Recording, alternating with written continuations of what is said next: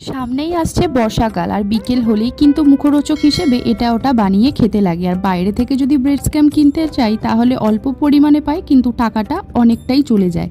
মাত্র 30 টাকা খরচ করলেই কিন্তু বাড়িতে ব্রেড স্ক্যাম আমরা তৈরি করে নিতে পারবো। আমি এখানে একটা হোয়াইট ব্রেড নিয়ে নিয়েছি, যেটা একসাথে করে কিন্তু 4 ধারটা আমি কেটে দেবো।